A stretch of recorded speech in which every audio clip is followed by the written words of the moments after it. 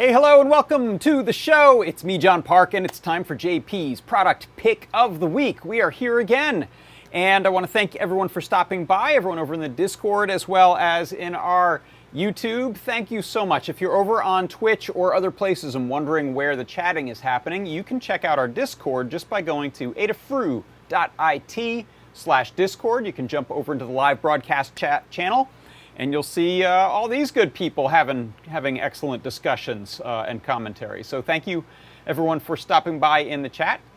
And let's get on with the show. So what I want to do is let you know you can head to this URL right here, or you can go over to that QR code, and that will take you right to the product page where you will see this video is playing right inside the page, so you won't miss anything. And you will find a discount. I think we have a 50% off discount this week on the product pick. I'm going to refresh my page right now. And that is available just by purchasing it. Yeah, it's 50% off. All you have to do is put it in your cart and buy it before the show is over. We have a little bit of a grace period at the end there, but there's no coupon code necessary. We simply have reduced the price just during the live stream so that you can pick up 1 or 5 or 10 of this, maximum of 10. And that is how you can take advantage of our really deep discount for the product pick of the week. Before I go any further, let's have Ladyada tell us all about this one. So take it away, Ladyada. The VEML 7700. This is a STEMMA QT-ification, but with a twist. So this sensor actually comes in 2 part numbers. One is like the vertical type and one is the horizontal type. And this is the right angle, I guess the horizontal version.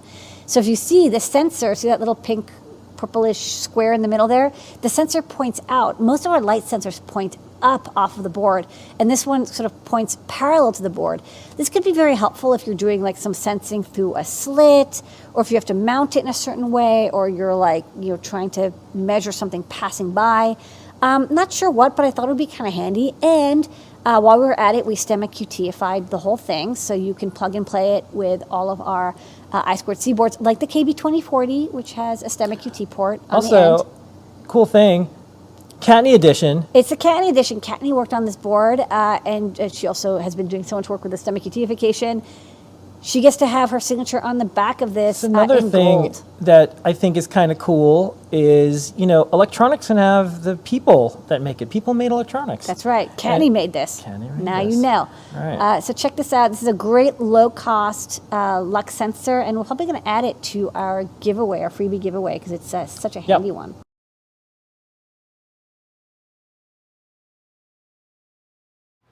There we go. Yes, someone said this in the chat. This is a Kattni sensor, so if you are trying to detect Kattnis, I don't think you could find a finer sensor. This is the one. So let me go ahead and grab mine, in fact. There it is in my little velvety box of goodness. Ooh, yes. Look at that beauty. There it is, the product pick of the week. It is the right angle Lux sensor, VEML 7700 with STEMMA QT.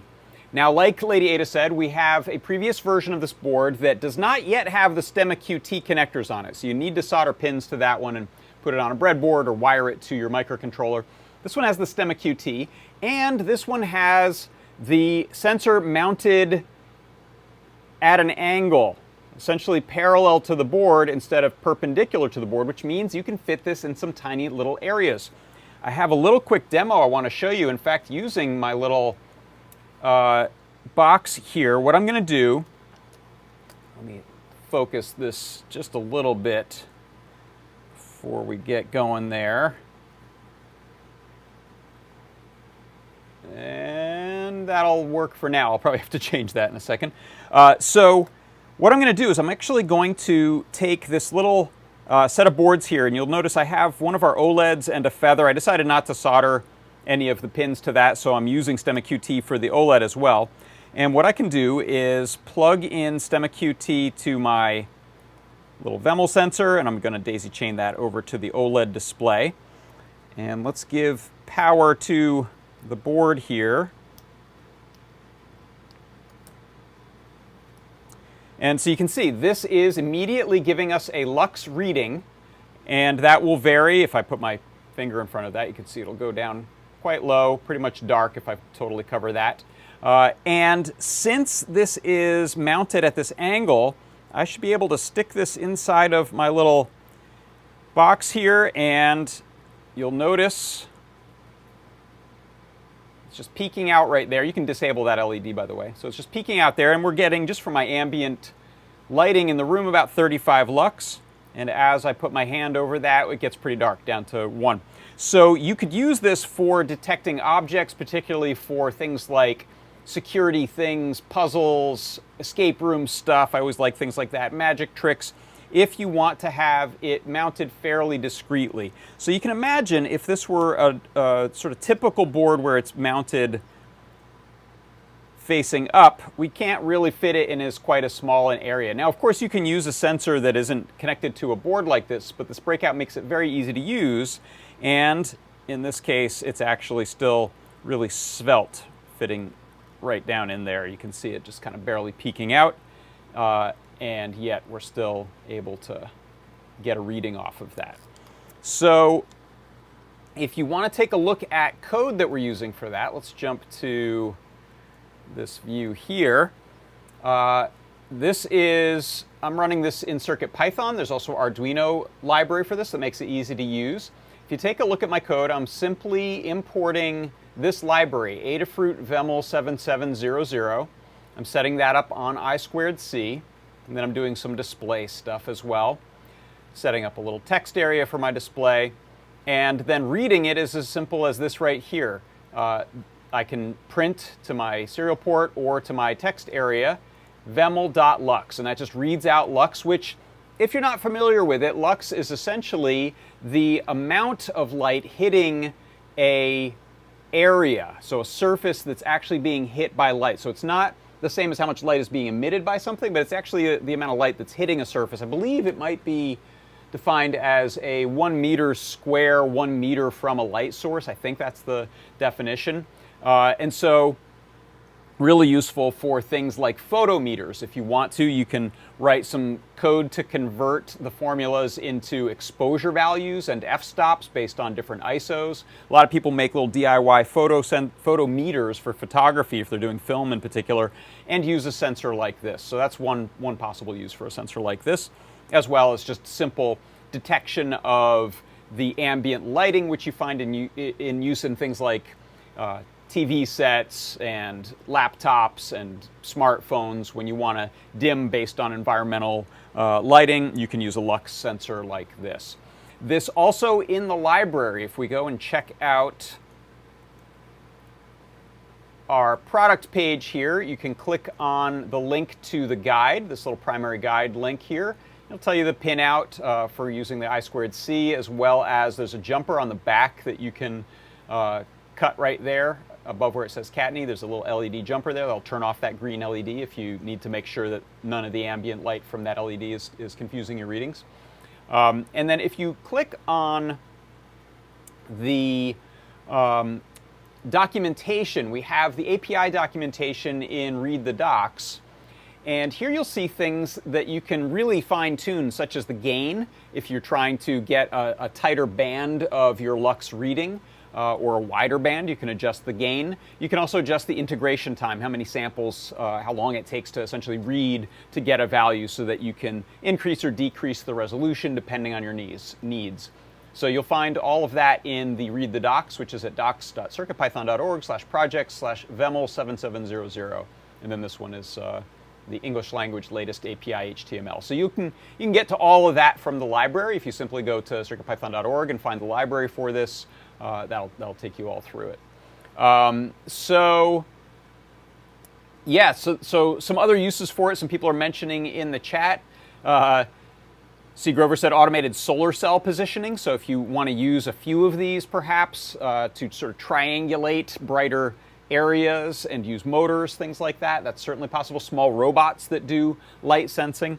I haven't tried this yet, but I like to take a flashlight and see in different settings what kind of values we're getting, because this thing has an upper limit of, I think, 120,000 lux, so it can get a pretty bright light. So at this distance, I'm holding this flashlight in its high setting, and I'm getting about 3,500. And if I go to its dim setting, about 300. So huge difference in light there. Some people like to compare different flashlights to see what they get. This one's high-end beam is the same as that other one, and its little low-end bottom beam for your feet is about 700. So another use for that. This can also be used to tell you while it's tuned to and has the math on board to give you lux, which is great because it's an actual meaningful unit of measure. You can get a white light value. I'm not sure what units that's in. That's just simply built onto the chip. And I think an ambient light value, and I'm not sure what units those are. That one might just be at the 16-bit upper range of the device.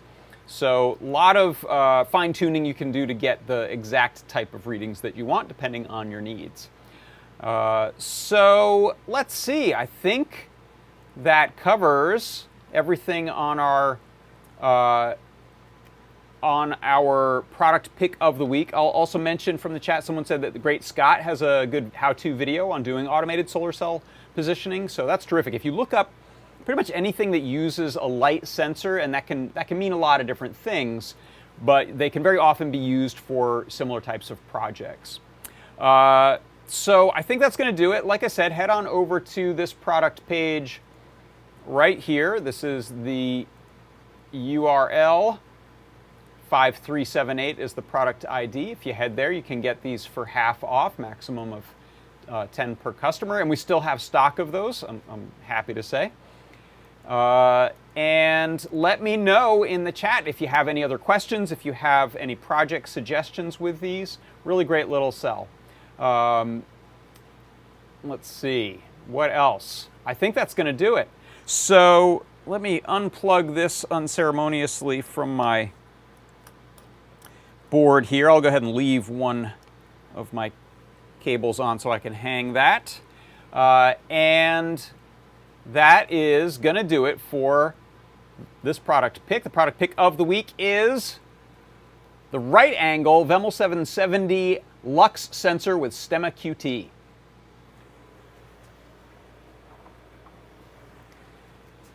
And extra bonus, I have to hang up the OLED sensor. I'm going to do that after, because this is the feather, the OLED feather that I used last week. So I'll put that back on the board. I stole it right there from the neighbor. So if you have project ideas for putting together different boards, let me know. All right, thanks everyone for stopping by. For Adafruit Industries, I'm John Park. This has been JP's Product Pick of the Week.